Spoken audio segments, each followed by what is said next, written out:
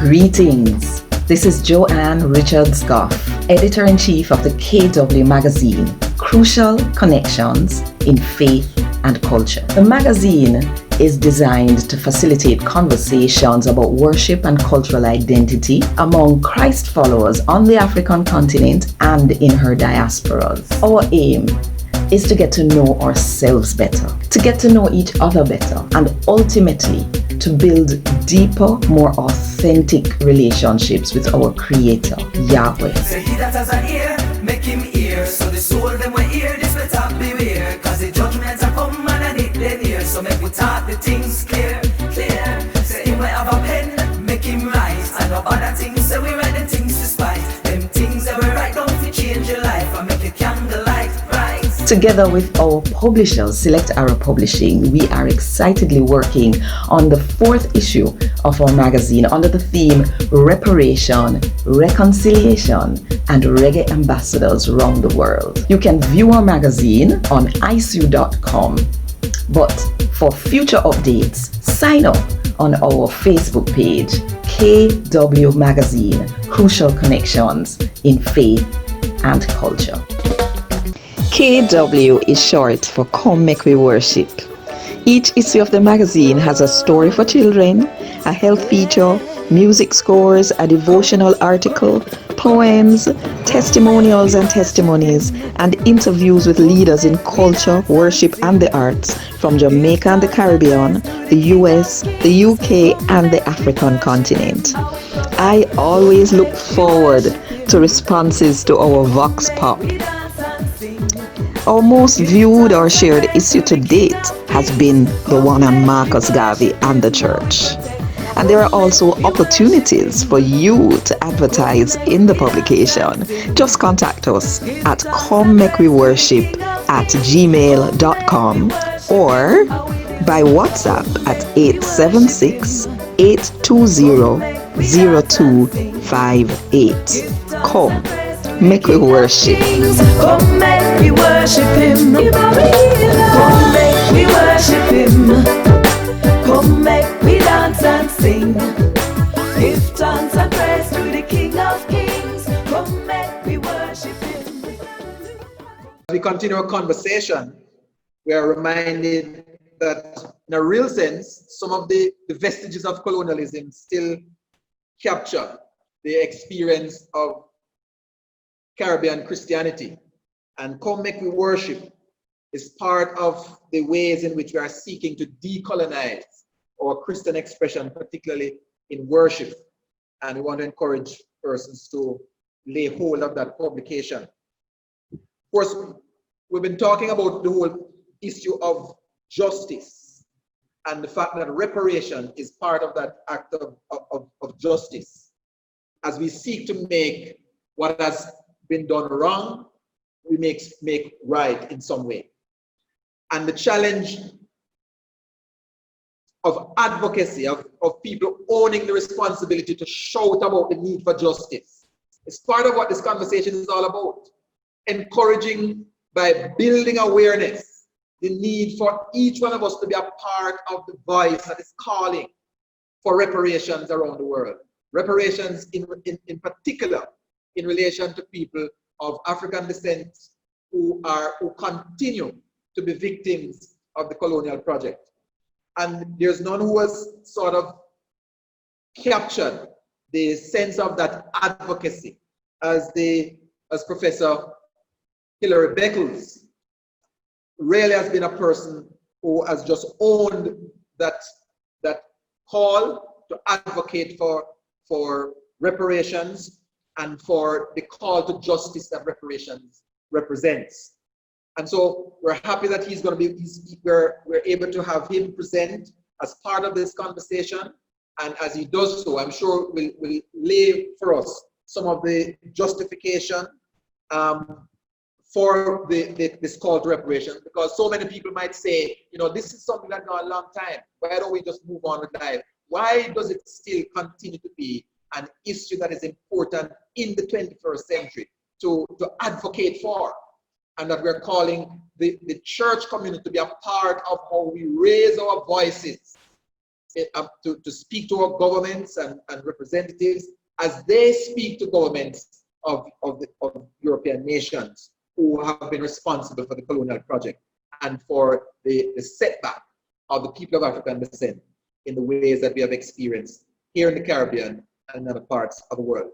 So we have a presentation. Professor Hilary Beckles is going to do that presentation for us. And so we're going to hand back to our technician. I would wish to begin, first of all, by wishing everyone a happy and productive Emancipation Day. It is a pleasure to be a part of this program, of this conversation, this reflection on reparatory justice within the context of emancipation. I wish to thank Mr. Roper for his engagement, the conversation that has enabled me to be an element of this program. Mr. Roper, thank you so very much indeed. The question has always been asked, why at this moment are we still participating in a conversation about reparations? Other questions have been asked. What is the relevance of that conversation today? Shouldn't we be involved in other conversations? Shouldn't we say, let's put history behind us and let us move on? Let us focus on the future. The past is of very little relevance at this time. These are the kinds of questions that are being asked around dining tables and lecture theatres and the parliaments of the region. Many people are asking these kinds of important questions, and they are indeed relevant questions. But we must remember that this is a conversation that has been going on for 200 years. This is not a new conversation. The conversation today is arguably probably the 8th peak in that conversation. In other words, it has been peaking and falling over some 200 years. And once again, we are at another of those great peaks in this conversation. Our moment, our conversation, our time. Will it fall away again? And will it rise again? Or will it, on this occasion, find reconciliation and settlement? Now, in 2001, at the Durban Conference, the United Nations Conference in Durban, South Africa, where governments and civil societies were gathered to discuss and resolve the matter of the crimes committed against the African people, not only in the Caribbean, but globally. It was a divisive conference. The communities of the world could not find a consensus on the matter. The European nations were not prepared to discuss it. They were embarrassed to discuss it. They thought it was not strategic to discuss it. The Americans walked away and said, we will discuss this domestically, but we will not discuss it internationally. The Africans at home in civil society, in the trade unions, in the churches, and the universities, the Africans were of the view that it should be discussed, there should be reparations, and we should join with our Caribbean brothers and sisters. But the African governments did not agree with their own citizens, and the African governments joined with the European governments against their own citizens and against us in the diaspora. That was the crux of the matter. Since then, many positions have changed. That was 19 years ago. And since then, many positions have changed. Many countries have evolved their positions. The African Union have recognized that they made a strategic error. They made a strategic error. Since then, we have been speaking with the leadership of the African Union on this matter, and they have now arrived at a place where Africa and the Caribbean are seeing eye to eye. But in that conference, I was asked to speak on behalf of all of the West Indian government, speak on behalf of CARICOM. And one of the statements I made was that the reparations movement is going to be the greatest political movement of the 21st century. There will be other movements, the continuation of decolonization, and bearing in mind there are still colonies in the Caribbean. There are still many countries in the Caribbean that have a colonial status that have not found their way to independence and sovereignty. So the Caribbean is still a place of colonization. But also remember too that we were concerned about the climate change and its impact upon our small island states. So climate change. We have been concerned about the pandemic of chronic diseases, the hypertension, the diabetes that is ripping through our communities. And someone did say, but will these arguments not transcend, rise above the reparations movement? And my answer was then, as it is now, that they are part of the same movement. It is not one or the other. It is part of the same movement. These are elements in a single conversation, and I will speak to that in a moment. So, emancipation, as we understand it in legal terms, the ending of chattel slavery was 182 years ago. But the ending of chattel slavery did not lead to the independence and the emancipation of the people. In fact, there is enough evidence to show that the intention of the British government and the other European governments was to create a circumstance where we jump out of the frying pan and jump into the fire. And therefore, the decades that followed emancipation, were the decades in which we jumped out of the frying pan and found ourselves in the fire. In Jamaica, we know this only too well. Emancipation, 1838. 1865, the massacre of our people at Morant Bay. And why did the British government not only executed the leaders of change, not only executed Paul Bogle, not only executed Mr. Gordon, but they massacred hundreds of working people, of poor people. And what was their crime? The request for land to produce food at a moment of famine and starvation. What was their crime? Asking for the vote. What was their crime? Squatting on idle land to produce food so they may live. And the British state called out the troops. The governor called out the troops and massacred the people just shortly out of emancipation. Still treated as they had treated the enslaved before.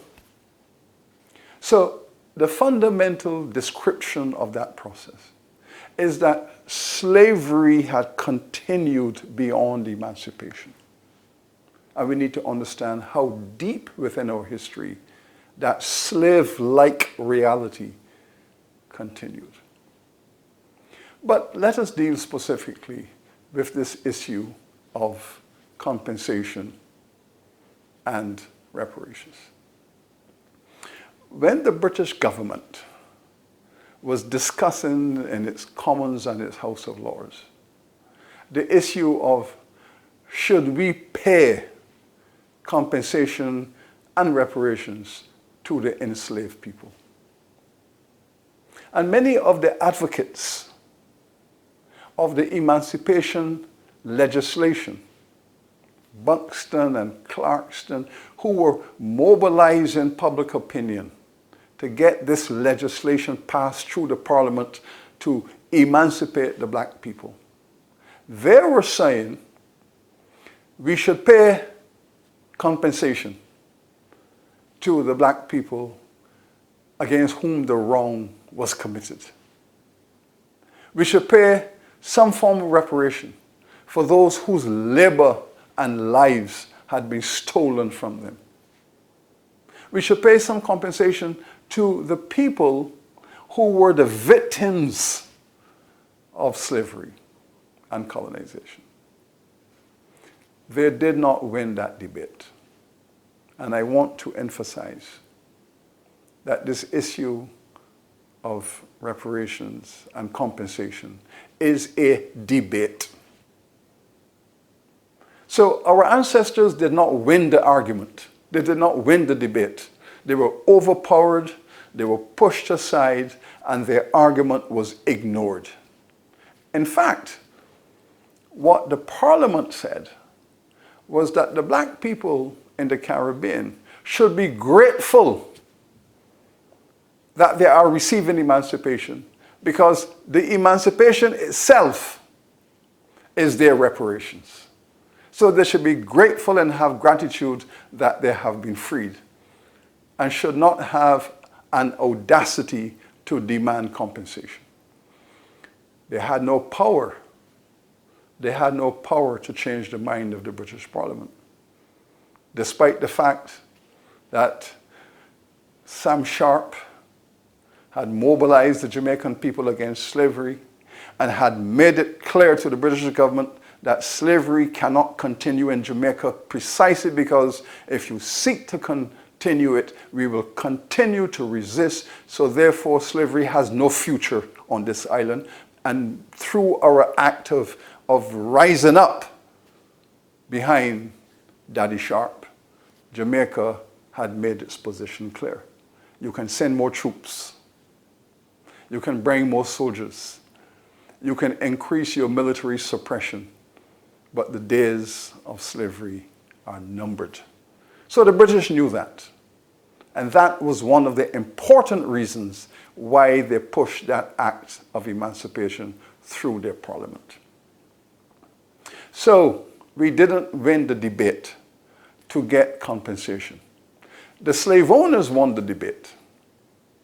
And we are not surprised that the slave owners won the debate, because the slave owners were the majority in Parliament. More than half of the politicians in the British Parliament were slave traders, slave owners, slave investors, and beneficiaries of slavery. So they were protecting their own interests. They were looking after their own interests. And so they legislated that our ancestors should not receive reparations, but that they should receive reparations. I have argued in more than one place that that Emancipation Act was one of the most racist and disgraceful pieces of legislation ever passed in the British Parliament or in any parliament. And I will say why. There are two reasons. That Emancipation Act deepened and provided greater proof of the criminality of the British government and society in maintaining slavery. Why? Because the British Parliament took a decision that the slave owners will receive reparations. They will receive compensation. And they will do so because they were losing their property. That the property they owned, the human property, the African people, who they had converted into chattel, into property, into the status of real estate. And we know what property is. Property is something that has no human identity. Property is something that exists in the marketplace. You can buy it, you can sell it, you can lease it, you can mortgage it, you can pass it down in your will, you can pay taxes with it, you can go to the shop and buy groceries with it. Property is money. It is transferable from one person to another without human reflection because it is not human. That was the condition in which black people in the Caribbean, in Jamaica, were placed by legislation to be treated and used as property. And so the British government, in that act of emancipation, finally admitted that the black people in Jamaica, the some 300,000, the some 600,000 they held in their empire, that they were property, and therefore the act of emancipation was going to pay property compensation to the slave owners. So they will receive property compensation. And that act of emancipation, for the first time, made it lucidly clear that black people were property and not human beings. That alone is the basis for reparations, for denying people their human identity, the right to be a human being, to legislate against that, to treat people in a way inconsistent with that fact. That becomes the basis of the argument for reparations. Then the act proceeds to make the enslaved people pay half of the price of their own emancipation. This is what the British government did in that act of emancipation. They said, we have carried out an audit. We have done an audit of the market worth of all of the black people in our colonies, most of them in the Caribbean, and half of those in the Caribbean in Jamaica, the largest colony. That we have carried out a market value, how much they are worth.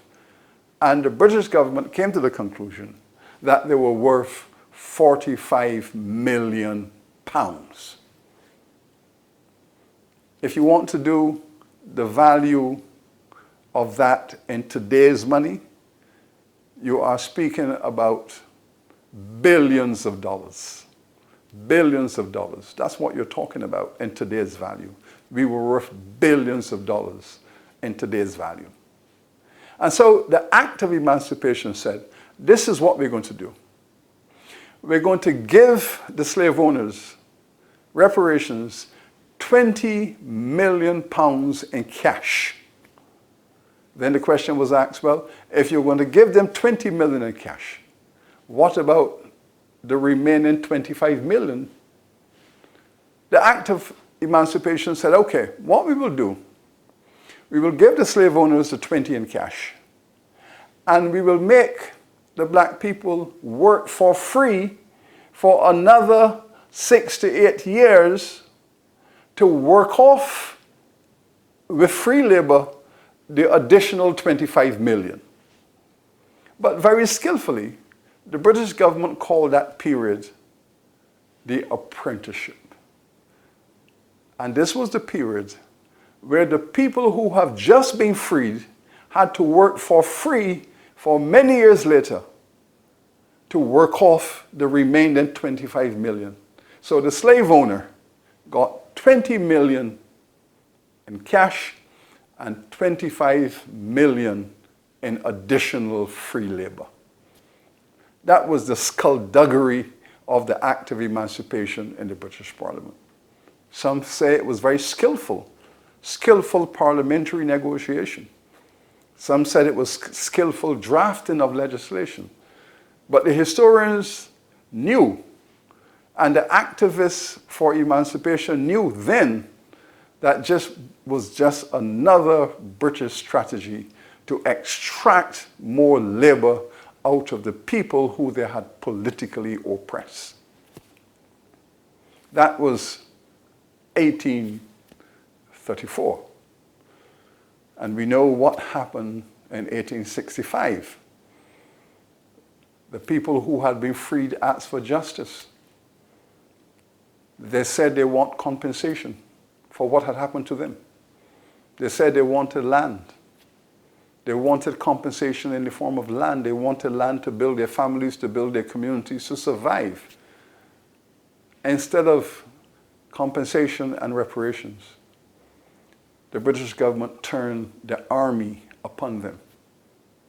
That is what happened in 1865. We come now to 1962. And Jamaica is now demanding its independence, to move away from this colonial oppression, to take responsibility for our future, to build a nation out of this rubble of colonial decay.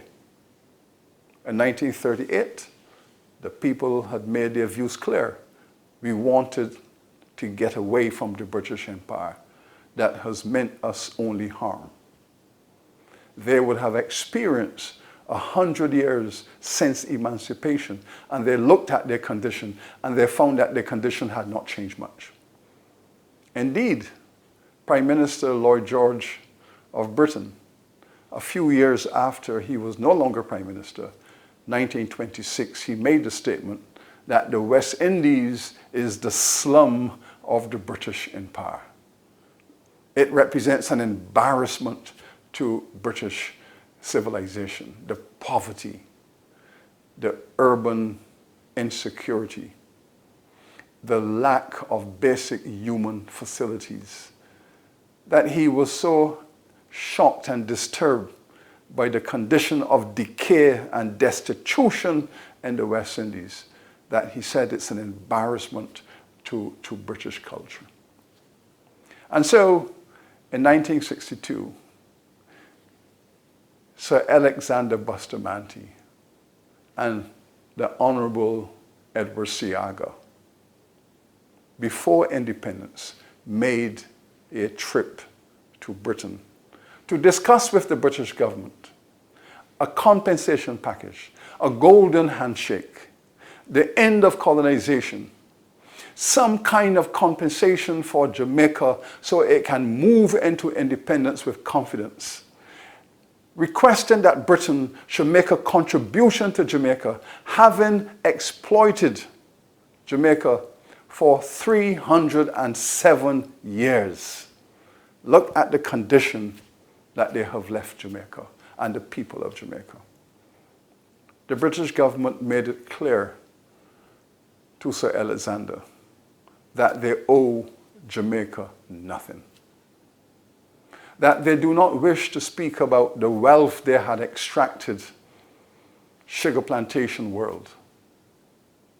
They told the Jamaica delegation that they are prepared to make a contribution towards social aid, but they're not prepared to make an investment in capital development, to create industrial jobs, to modernize agriculture, to clean up the inner cities, to build schools. They were not prepared to make that capital investment in Jamaica. To his credit, the young Mr. Seaga intervened in that conversation and told the British government that is not good enough.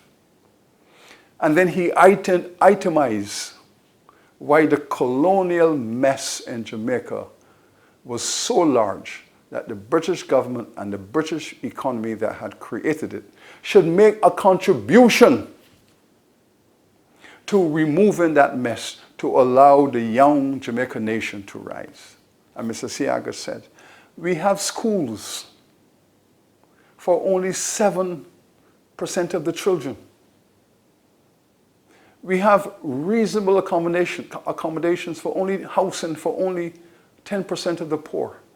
And he went on and itemized the fact that Jamaica was left in shambles that the black people of Jamaica were left in a slave-like condition, that British legacy in the Caribbean has been a legacy of impoverishment, of ghettoization, of lack of basic facilities for transformation.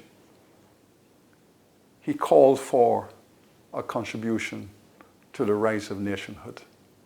What the records that we now have access to, what they show is that there was anger in the British government.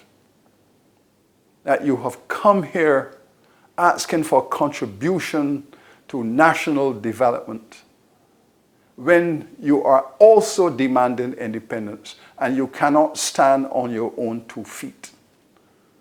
If you want independence, they were told, you will get it on the British terms. And that was the beginning. But it was not just Sir Alexander.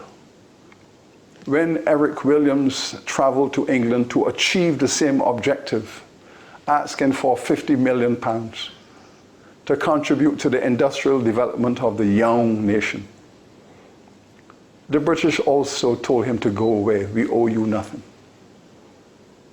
Eric Williams then made that famous statement.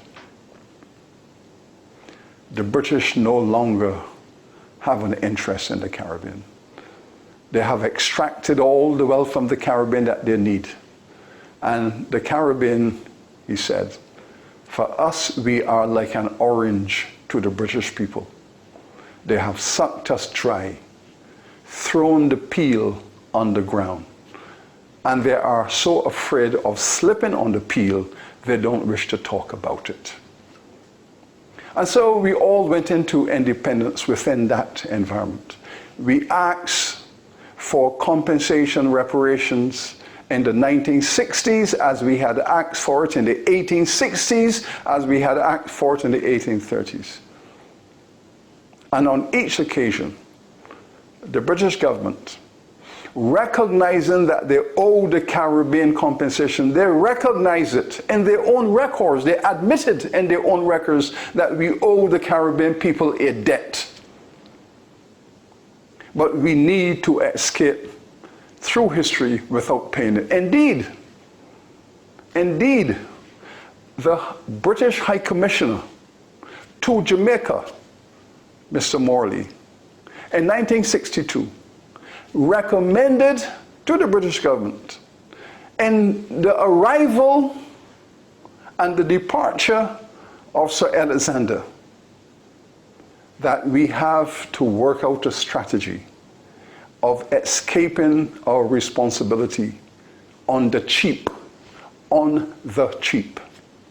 That is, we know we owe them, but we cannot enter the conversation of compensation because it would be an expensive proposition.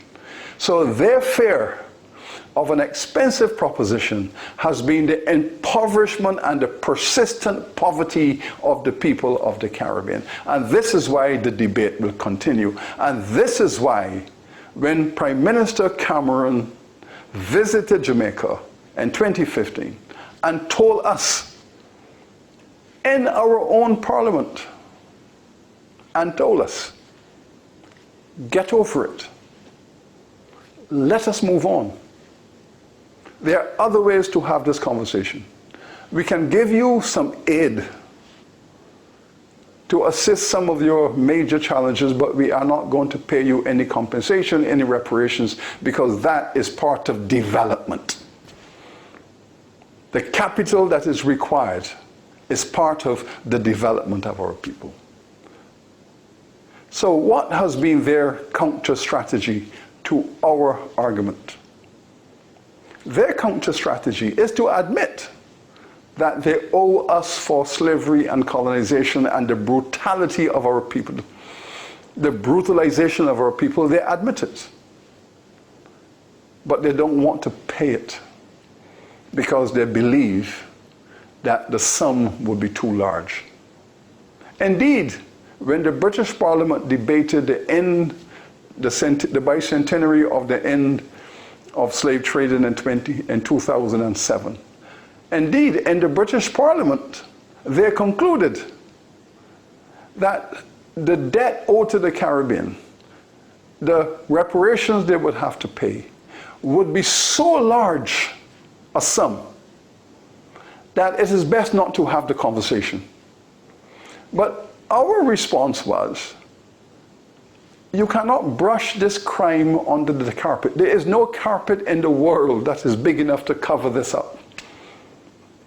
And so we have come once again to the crossroads. We have a discussion between justice that the people of the Caribbean have a right to, and at the same time, taking responsibility for ourselves. If the people of Jamaica were not self-confident when the British rejected them that first week of July in 1962, when they were rejected in their legitimate request, they would have gone away and said, well, we are in financial difficulty because of colonization, and we cannot dream of a nation. We cannot dream of an independent Jamaica because the country is so impoverished. But no, we took responsibility for ourselves and we took on the project of building the Jamaican nation. And when Jamaica took that decision, Trinidad took that decision, Barbados took that decision, Guyana took that decision, Jamaica led the way, and the others followed. We took responsibility for ourselves. And we have built up out of that colonial rubble, we have built democratic nations. We are proud of the progress we have made. We have done a good job. There are certain areas we must address. We must retackle the poverty.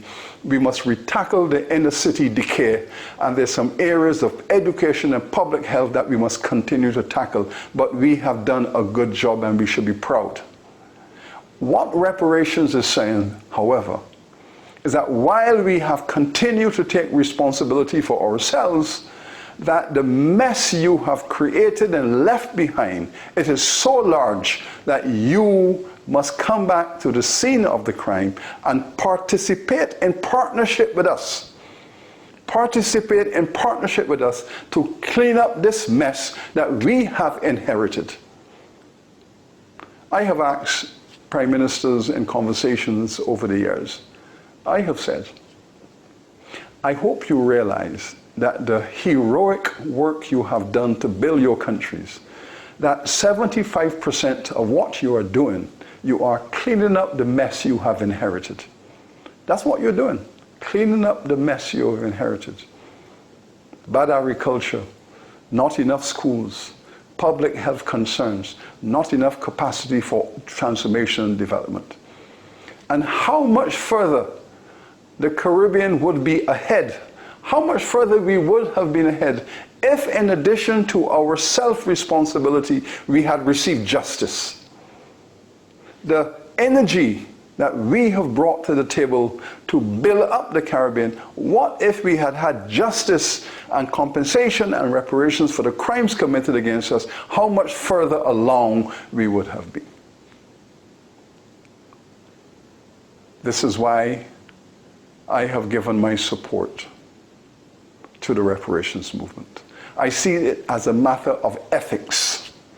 I see it as a matter of spirituality and religion and morality, because it is about right and it's about wrong.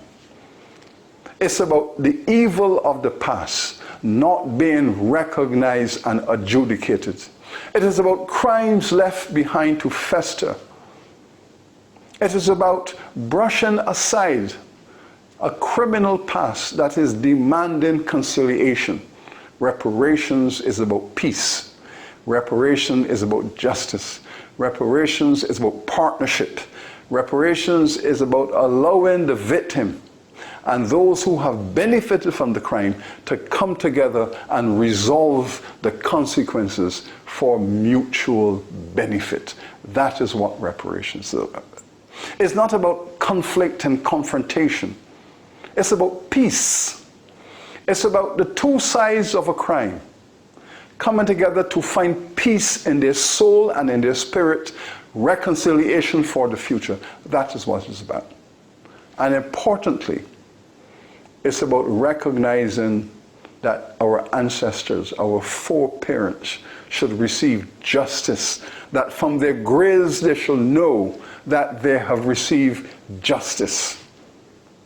It is about saying to the future, to the children and our grandchildren, that we are going to do our best to create a society in which you can thrive, mature, and grow.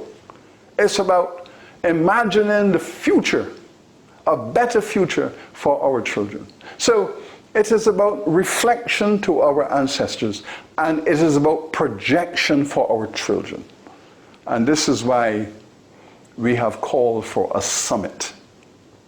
This is why we have called for an international summit where the Caribbean governments can sit with the European governments in a conference and discuss this matter.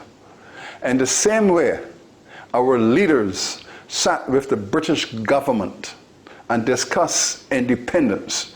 In Lancaster House, London, they sat down week after week to discuss independence. We are calling for a return to that conversation. Independence Part 2, reparations. Now we have had the independence, we have built the nations, they are democratic, they are free, but the persistent poverty left behind, this is where you have to come back and develop a strategy for the Caribbean. You can call it a Marshall Plan.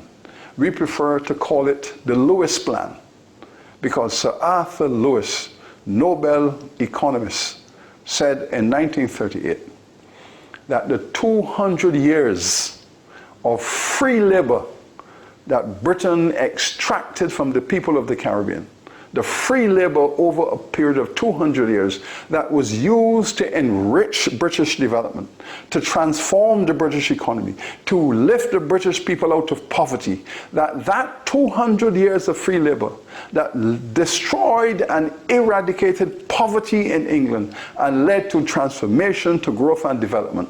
We wish to have the same.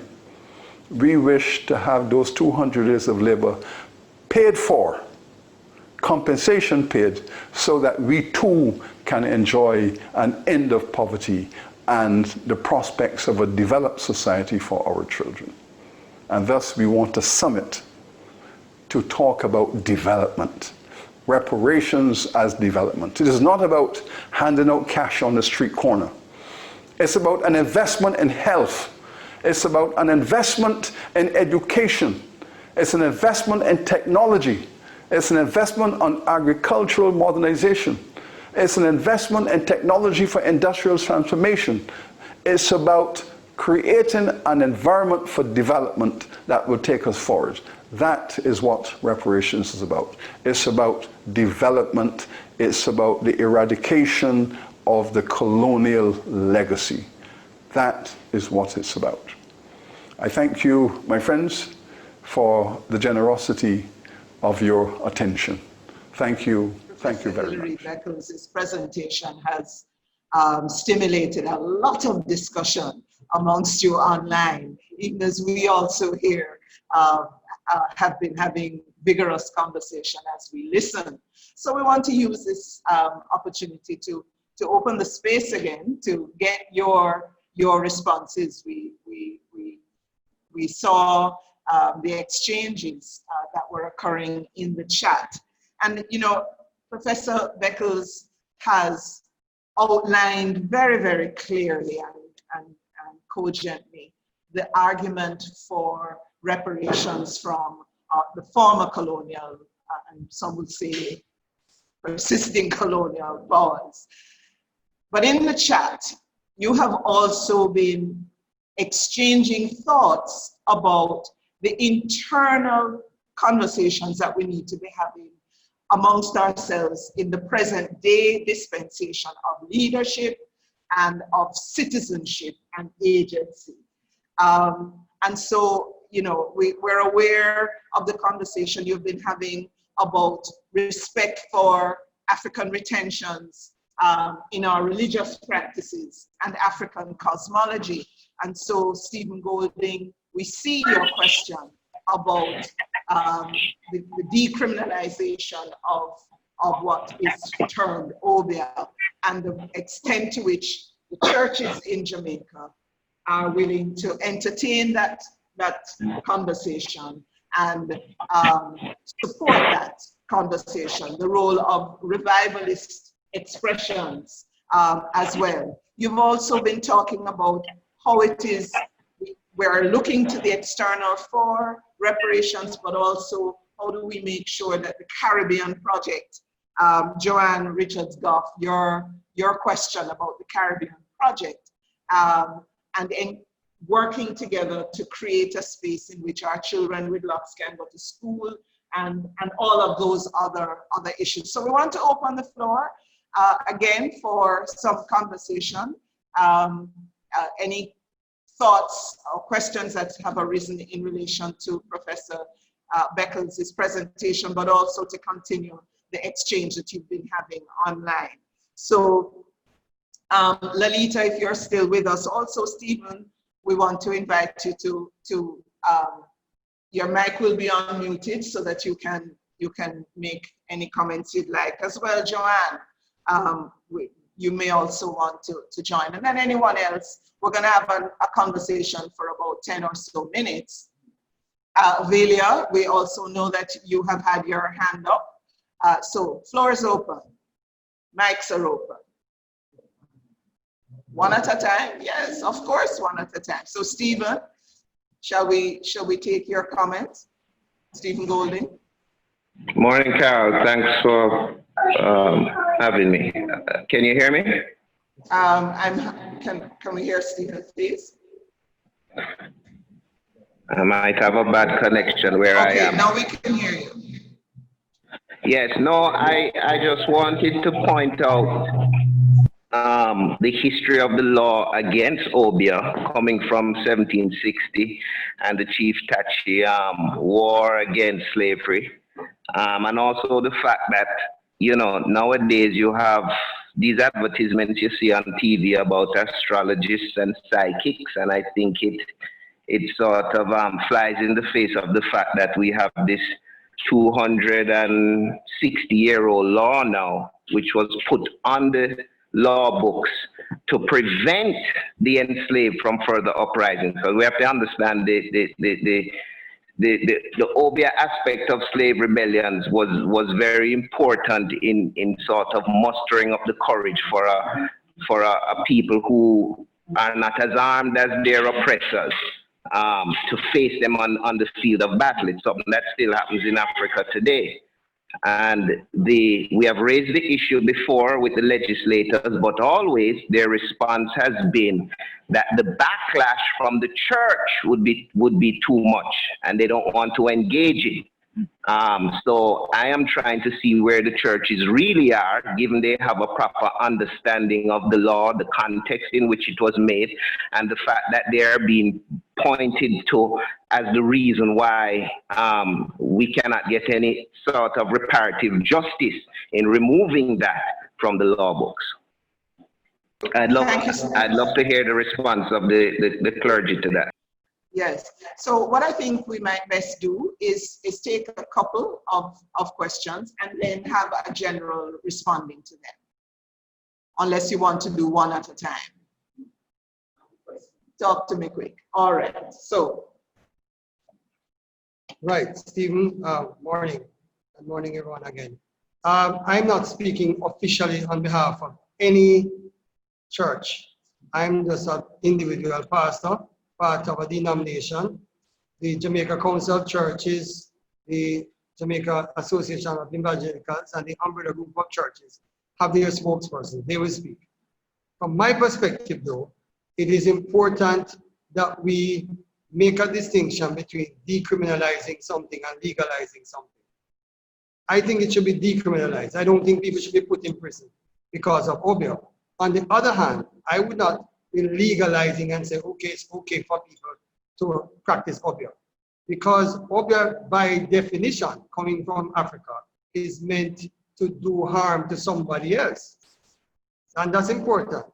That's important to say. These are people who know African anthropology more than I do, who tell me that. And I want to say that. Now, that doesn't mean that everything that is African must be demonized, which is the point I think everybody is against here.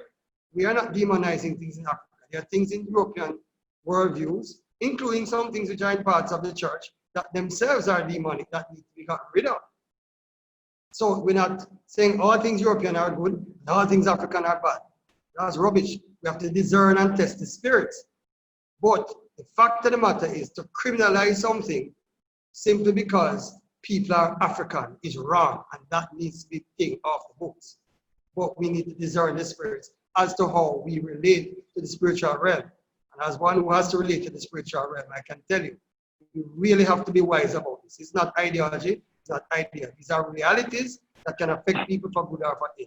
And I think we have to discern the spirits very carefully. Of course, that's a debate, I think, for us to have more broadly in the society, so we understand the breadth of African cosmologies as they have been retained and adapted, and also to interrupt the narrative about it only having purposes for ill. But yeah, so we also saw your comments, Joanne, and perhaps you might want to raise your concerns about the ongoing Caribbean project, as you call it. Joanne Richards. Greetings, everyone. Greetings. So I have found myself wondering, why do we have expectations of this Caribbean project, considering that it was a project designed by the colonizers with their benefit in mind and not ours? And if we continue to use the systems that they have put in place for education, for health, and various other things, is there any hope of us benefiting, of us growing to the point where it is our space and not a space designed by them and a successfully colonized space? I have found myself wondering if we shouldn't just kind of say, let's exit this spot, you know. But after hearing Professor Beckles' presentation, I just kind of sighed and said, I guess we can't give up, you know, but we have got to stop siding with the colonizers' mindsets against our own people, our fellow sisters and brothers. How could we, and it was so significant, I think, that on the eve of Emancipation Day, that it was announced that a school could actually discriminate against a child, refuse to accept a child based on their Afrocentric hairstyle on the eve of celebrating emancipation. And so we have got to decide, you know, whether we are moving forward as ourselves or as a caricature of our colonizers. I don't know. Thank you very much, Joanne, for that intervention, because of course you are addressing the ongoing task that we all have for co-creating a Caribbean consciousness and a Caribbean space that actually liberates and not downpress and oppress our people. I don't know what your thoughts might be in response. Thanks. Joe, I have the same feeling many a day that it doesn't make sense, you know. But there's something that Christians call a hope that comes to us, that better must come, better is coming, God is making all things new. And I think about the fact that people like Sam Sharp and Bogle and the many others, they must have felt that they would have just given up, you know, but hope came and rescued them, you know. And I think this if it does nothing else, that it gives people a sense of hope, that change is possible, that change is necessary, and that God is on the side of, the God of the scriptures is on the side of the oppressed and comes to set the captive free. If nothing else, then we are keeping hope alive. But we have to be specific as to how that hope plays out, that it doesn't become wishful thinking, that become concretize the specific things. And that's why we talk about reparations is important. Racial justice is important. Spiritual identity is important, because those are some specifics in keeping hope alive. Yeah, there would also, I think, be practically the need for things like non-discrimination legislation, some very specific, explicit legislation around different types of discrimination that our people face every day, around language, their first language, their Jamaican language, and other first languages in the region, around cultural expression, etc. So definitely I would think that one of the ways we can advocate for change is around explicit legislative non-discrimination legislation. We have other questions coming thick and fast. What are we doing to solicit solidarity in other regions for this reparation advocacy? We see that, Carlton, that's your question. And we also are being asked, how do we break down this conversation so that we can engage our children and young people, right? So how do we animate regional advocacy, and how do we create a conversation that our children and young people can be? Chair, may I make a comment here, Lalita here? So, Lalita, would you take that first question? Yes, thank you. I just wanted to again comment on Professor Beckles' presentation, as usual, breaking down the narrative so that we can all understand. I think one of the takeaways from his presentation has to do with the fact that we are in a new space, and that the whole reparatory justice movement, paraphrasing what he said, we're on a continuum, and that this point in our history is very important. With regard to the notion of solidarity, I can say that the National Council has a very global perspective on how to engage. And in my presentation, I spoke to the need to engage with the members of the diaspora and other groups who are very active in their own space with respect to this movement of reparatory justice. I also agree that we need to re-educate our people, and particularly our young people, and for not wanting to continue to flog a horse. Part of the education movement that we're embarking on engages with the younger people. We are talking about educating our kindergarten students. We are talking about using animation. We're talking about using images in order for our young people to understand the space and the history behind our space.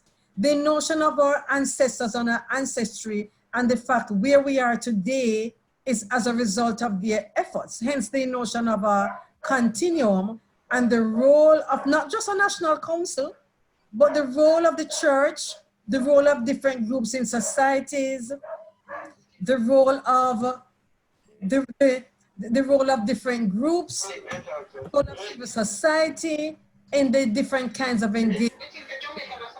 And I think it's very important. Stephen raised it when discussing the whole notion of, how we deal with laws. We are also as part of our group with reformation. How do we reform the laws? As Professor Beckles said, many of the laws were passed to keep us in subjection. And I know that some of them are still in our books. Whether or not we're enforcing them is another matter. But part of what we are also doing, we have a legal subcommittee, and I really want to say that that legal committee is also examining and interrogating the legal framework that would have allowed this kind of discontinuous discrimination. So the work is an ongoing work. We just basically launched a youth group, and we're asking young people to come on board. We're asking young people to engage with us. What are your thoughts? What is it that you want to see? And again, before I conclude this submission, just to go back to the notion of a national policy that must engage and look at these various issues. A national policy that must engage with the government to say, this is what the people of Jamaica are saying, this is what the people of Jamaica are asking, this is what the people of Jamaica are expecting from successive governments with respect to reparatory justice. So for our participants who, you know, basically, and people are lamenting, should we move along? No, we can't move on and leave this behind. Reparatory justice is real. It is owed to us. And as Professor Beckles says, this is not a matter of handing out money. This is an intergenerational strategy. In the next 200 years, the Jamaicans who are living then and the members of the diaspora must know that in 2020, there was an engagement and that this is what happened and that this is what they must expect. In other words, in the next 200 years, for those of us who are living and the generation that are living must benefit from the discussions today. And so the discussion on reparatory justice is real. It's not a one-off. You want us to wait on you? Pardon me? It's not a one-off negotiation. It's not a one-off, okay, let's negotiate today and see what we get. That's not what it's about. It's about in the next 200 years, if the people in Jamaica in 200 years and the members of the diaspora should be benefiting. When we get whatever the negotiations are going to be, how does it benefit future generations? And that is the essence to me of reparatory justice. Our ancestors thought, they perhaps never thought that in 2020, we'll still be having this discussion, but we are having this discussion in 2020. And so it is our responsibility to ensure, and I underline the word ensure, it is our responsibility to ensure that whatever negotiations we engage with, it inures to the benefit of future generations. Thank you. I think one of the concerns being expressed, of course, is some are saying locks within hearing this conversation forever from an idea we need. How do we actually practically advance it? And perhaps in the next panel, some of those thoughts about how to actually activate this process and what the game plan is will come out. So we'll hear what comes out of those reports, and then if there continues to be a gap in our awareness of what the game plan looks like, we can explore that some more. So let me ask, as our last comment, Michael Jones, for your comments, and then we will have a musical interlude and then come back to the next panel presentation where we will get the reports. Michael, your thoughts? Thank you, Carly. Well, I'm certainly very inspired by what I heard this morning from Professor Beckles. Thank you, Stephen, for your presentation also. Always inspiring to hear you. I wonder though, to what extent the ordinary person understands the details of what is being proposed within the context of this developmental agenda there. So I understand clearly and support the idea that the conversation should properly revolve around development as reparations. But does the ordinary person understand what the agenda is? It's very difficult for people to add their emotional support to something that they don't understand. And I'm not sure that we've done a particularly good job in educating the common person. You ask 10 people in the streets what reparations is all about, is that we need to get back some money. So I think it is going to be very important for us to be very clear on what exactly do we mean by development as reparations. And to Stephen, my question is, do you think the church should be involved in identifying opportunities in this whole conversation around reparations as development or development as reparations, that we would take the initiative of providing support to leading? But the fact of the matter is that the church is a significant player in every nation in the Caribbean, and we do have credibility and reputation. So, you know, what is the role of the church in identifying initiatives, opportunities, you know, strategy to move this conversation along, and to make ourselves available at the you know, when the outcomes are realized, to be part of the leadership, part of the monitoring, and part of the execution of you know, of the things that are germane to driving this conversation, or this idea of reparations as development, or development as reparations. Is that for this, Stephen? Sorry, this is for Reverend Jennings. Sorry. Chair, could I just make a comment, because I would love to respond to it also.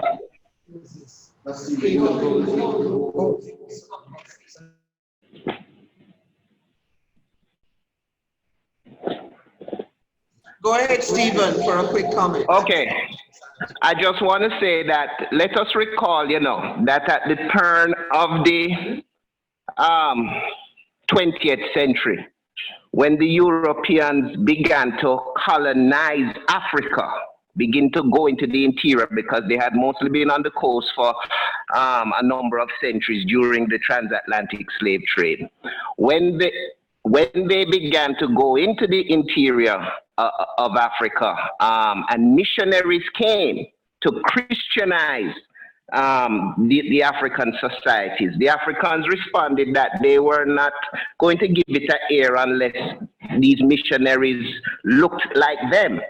And this is how you had some of the first Christian missionaries being brought from the West Indies and going into Africa. Now I bring that bit of history up to say that now, in terms of the 21st century and what Professor Beckles has said, the greatest mission, this issue of reparations, I would love to see our churches here begin to advocate and to organize with their mother churches or their networks of churches in Europe, so that we can now have them as missionaries for the cause of reparation. Just as how it took us Africans to bring Christianity to the very continent we were stolen from, and we were brought back by the colonizers as missionaries. We now need to create out of these colonizers missionary for the cause of reparation, so that they can hear from themselves and from people who look like them, just as it had worked in Africa in the 20th century. I'll end my point there. Thank you so much, Stephen, for adding that dimension. So, my point is simple. Stephen, that's being done. Next panel will tell you all about that.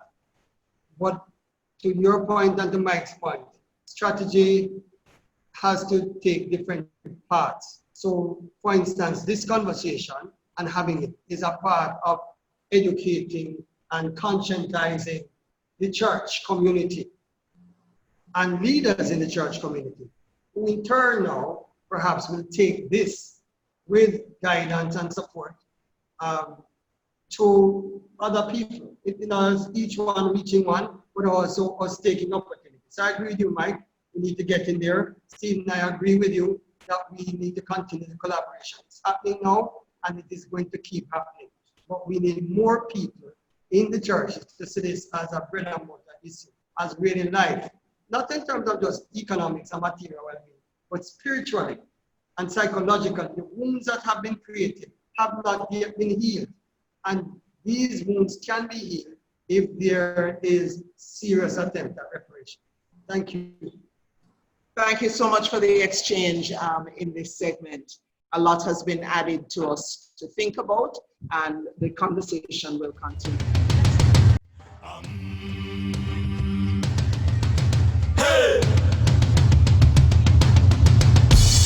Can you see what I say? Can you feel what I feel? It is beautiful. I just own it. Africa, you're beautiful.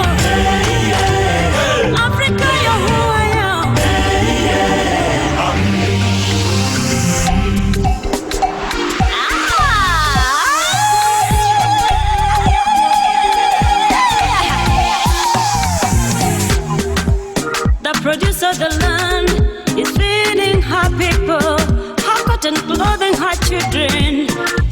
Africa.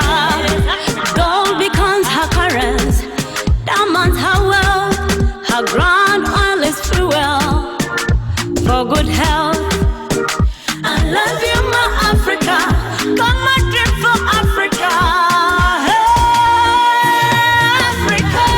I see you, I see you, and you, Africa. I see you, Mama Africa. I can feel it. Beautiful nation. I can feel it. Rise up and shine. The youth are no longer seeking for green pastures in foreign lands, but Africa, in love for the land, they joyfully labor, striking envy to the neighbors of Africa, seeking together and receiving, beautiful beyond complimenting. A new African leadership is our destination. I see it, a new Africa. I see it, Mama Africa. I can feel it, beautiful nation. I can feel it, rise up and shine. Oh,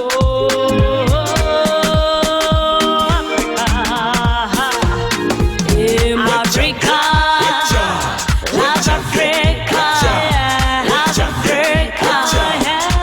Africa. Every language, every tribe, mother, daughter, father, son, plus politicians. I see a new Africa where light is dispelling darkness. How people take their seat at the global round table. Women are free to pursue their dreams with dignity. Children's eyes are filled with hope for a better tomorrow. Justice is flowing like the river Nile. Leaders are servants of the people, free and united with a common vision. God bless Africa.